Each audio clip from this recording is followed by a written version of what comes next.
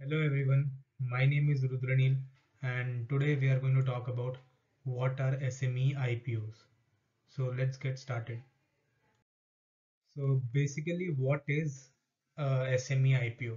An SME IPO is a way for a privately owned small and medium enterprises SME basically to sell its shares to the public for the first time and gets listed at BSE, SME or NSE emerge platform. तो basically SME IPO क्या होता है? जो small and medium enterprises होते हैं, जो small और medium scale पे ऑपरेट करते हैं, जिनकी उतने बड़े ऑपरेशंस नहीं होते हैं, वो जो छोटे छोटे एंटरप्राइजेज होते हैं जिनका टर्नओवर 100 करोड़ से कम होता है, उनको बोलते हैं स्मॉल एंड मीडियम एंटरप्राइजेज। तो वो जब पहली बार के लिए अपना शेयर्स लिस्ट करते हैं बीएससी या एनएससी प्लेटफॉर्म पे, या फिर पब्लिक को इनवाइट करते हैं शेयर को सब्सक्राइब करने के लिए, उसको बोलते हैं एसएमई आईपीओ।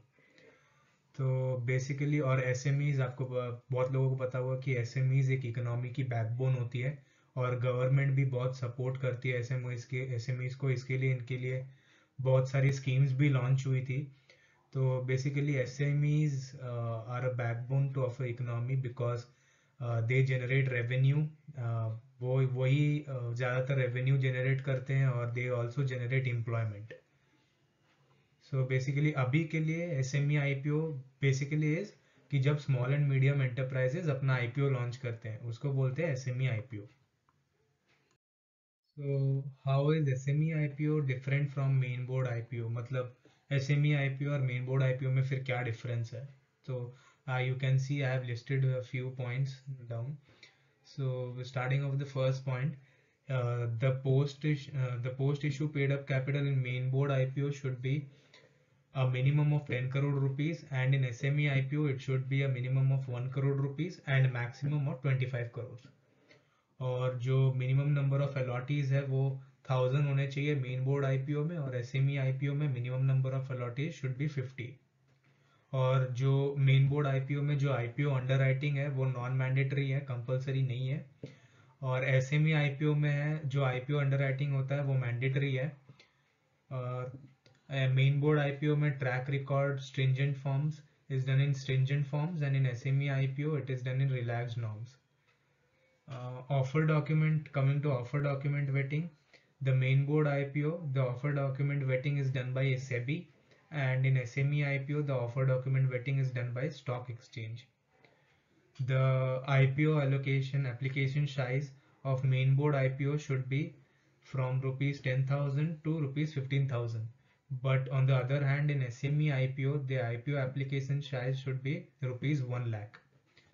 और जो आईपीओ का टाइम फ्रेम होता है वो मेन बोर्ड आईपीओ में 6 मंथ्स होता है, और एसएमई आईपीओ में 3 to 4 मंथ्स का टाइम फ्रेम होता है आईपीओ का। और रिपोर्टिंग टाइम जो होता है मेन बोर्ड आईपीओ में वो क्वार्टरली होता है। तो बेसिकली अगर मेन बोर्ड आईपीओ में क्वार्टरली होता है क्योंकि तो इसमें मेरे को तो ज़्यादा ट्रांसपेरेंसी रहती है, और एसएमई आईपीओ में रिपोर्टिंग रिक्वायरमेंट हाफ ईयरली होती है क्योंकि ये उतनी बड़ी कंपनीज नहीं होती है, छोटी मीडियम और स्मॉल स्केल पे रन होने वाली एंटरप्राइजेस होती है, इसीलिए इनके लिए रिक्वायरमेंट हाफ ईयरली होते हैं, और which is why I think इनमें ट्रांसपेरेंसी थोड़ी कम होती है। So basically, NSE and BSC, these are the two platforms where SMEs can come and raise capital. So first, let's talk about what is NSE Emerge. So जो NSE ने platform raise किया है उसका नाम है NSE Emerge. So Emerge is a credible and efficient marketplace to bring about convergence of sophisticated investors and emerging corporates in the country. So basically NSE Emerge क्या है? Basically NSE Emerge एक dedicated platform है for small and medium enterprises, जहाँ पे SMEs आके अपना capital raise कर सकती है। और जैसे कि मतलब स्मॉल एंड मीडियम एंटरप्राइजेस के लिए बहुत लिमिटेड ऑप्शंस होते हैं कैपिटल रेज करने के लिए, जैसे कि ज़्यादातर एसएमईज सिर्फ डेट कैपिटल से कैपिटल रेज करती हैं, इसीलिए एनएसई ने ये प्लेटफॉर्म लॉन्च किया है। And NSE has also bought a platform, NSE has also bought this platform for SMEs to access the market and raise capital from public, कि वो सीधा अभी पब्लिक को सब्सक्राइब करने के लिए इनवाइट कर सकते हैं। तो इसीलिए इसीलिए एनएसई इमर्ज का प्लेटफॉर्म बनाया गया था। तो इसमें भी कुछ एलिजिबिलिटी क्राइटेरियाज हैं, जो मतलब अगर कोई कंपनी को एनएससी में अपने आईपीओज लिस्ट करने हैं तो उसके लिए भी उनको एक क्वालिटी चेक के थ्रू जाना पड़ता है, और उसकी भी अलग एक एलिजिबिलिटी क्राइटेरिया होती है. तो let's discuss. So the first point is कि issuer post issue paid up capital should be less than 25 crore. So basically जो भी कंपनी आईपीओ लिस्ट करना चाहती है उसका issuer post issue paid up capital पर 25 करोड़ के नीचे होना चाहिए, should be less than 25 crore. And the second point is that it requires 3 years of operational history and 2 years of positive cash accruals. So this is about NSE Emerge and its eligibility. So let's talk about what is BSc SME. So basically BSc SME is a setup for as a platform as per the rules and regulations laid down by BSc. So BSc SME platform offers an entrepreneur and investor friendly environment which enables the listing of SMEs from unorganized sector scattered throughout India into a regulated and organized sector. So basically BSc भी जैसे हमने NSE emerge में discuss किया वैसे ही BSc SME भी एक platform है जो SMEs को हेल्प करता है कैपिटल रेज करने में और पब्लिक को इनवाइट करने में, ताकि वो उनके शेयर्स को सब्सक्राइब कर सके. सो वही है बेसिक. तो BSc SME भी में लिस्ट करने के लिए भी कुछ एलिजिबिलिटी क्राइटेरियाज हैं जो हम डिस्कस करने वाले हैं. तो द फर्स्ट पॉइंट इज कि the SME must be a limited company, मतलब जो SME है जो लिस्ट होने जा रही है वो प्राइवेट लिमिटेड कंपनी होनी चाहिए. सेकेंड है the issuer of SME must have a post issue face a value capital of rupees 1 crore to rupees 25 crores. Entities having a post issue face value of over 25 crores has to be necessarily listing on the main board of the BSc. तो जो companies हैं जिनकी post issue face value capital है 1 to 25 crore वही सिर्फ list हो सकती है, बाकी जिनकी 25 करोड़ से ऊपर है उनको मेन बोर्ड BSc में लिस्ट होना पड़ेगा. And also the net tangible assets of the SME must be at least 1 crore rupees. And the company must have a track record of distributable profits in terms of Section 205 of the Companies Act 1956 for at least 2 out of the immediately preceding 3 financial years.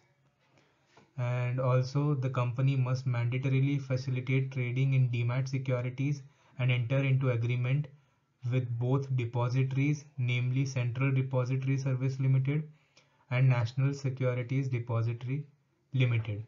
And also the company must have a website, मतलब जो भी SME list होने जा रही है IPO में उनकी एक वेबसाइट होनी ज़रूरी है.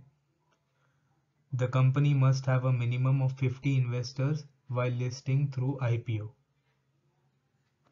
तो ये एलिजिबिलिटी क्राइटेरिया है BSc SME की. और भी क्राइटेरियाज हैं जो इतनी मतलब जो बहुत ही इम्प्लाइड है, जो उतनी ज़रूरी नहीं है, मैंडेट नहीं है. तो ये है BSc SME के बारे में. So coming to the next slide, I have listed down the name of top 10 SME IPOs of 2021. So basically मैंने top 10 कंपनीज को लिस्ट डाउन किया है जो टॉप परफॉर्मर्स थे 2021 में, जो टॉप 10 परफॉर्मर्स थे SME IPO के. तो आप देख सकते हैं यहाँ पे बहुत सारे कंपनीज है जैसे कि रंगोली ट्रेडकॉम लिमिटेड जिसका इशू प्राइस था 207, और इसका करंट प्राइस कितना है BSc में, करंट प्राइस NSE में कितना है, मैंने सब लिस्ट डाउन किया है. जी जो करंट प्राइस BSc में और NSE में कितना है, गेन और लॉस परसेंट कितना है. सो ये टॉप 10 कंपनीज है basically. So the seventh slide talks about top 10 SME IPOs of 2022. सो 2022 में जो टॉप 10 SME IPOs है, जो टॉप परफॉर्मर्स है, उनको मैंने लिस्ट किया है. लेकिन बहुत कम कंपनीज है, सिर्फ 4 ही कंपनीज है टॉप 10 में जिन्होंने अच्छा परफॉर्म किया 2022 में. तो इसमें भी इस लिस्ट में भी आप देख सकते हैं कि you can see I have noted down all the issue price, the current price at BSc, NSE, and the gain percent and the loss percent. The eighth slide talks about the upcoming IPOs of 2022. So 2022 में जो IPOs आने वाले हैं जो upcoming है तो उनको मैंने लिस्ट डाउन किया है. तो यहाँ पे 6 कंपनीज हैं, 6 SMEs हैं जो लिस्ट डाउन हुए हैं, जो आने वाले हैं, जो अपना आईपीओ रिलीज करने ही वाले हैं। तो मैंने सब लिस्ट डाउन किया है कि वो कहाँ पे उन्होंने लिस्ट किया है। जैसे कि Maruti interior products limited IPO ने बीएससी एसएमई में लिस्ट किया है, और उनका ये आईपीओ लॉन्च होने वाला है, ओपन होने वाला है Feb 3 को। सो बेसिकली मैंने सब लिस्ट डाउन किया है कि कहाँ पे उन्होंने लिस्ट किया है, कब ओपन होने वाला है, कब क्लोज होने वाला है, कितना लॉट साइज है, और इशू प्राइस कितना है, और इशू साइज कितना है। So you can just go through the chart. So coming to the ninth and the final slide, so which talks about whether you should invest in SME IPOs or not.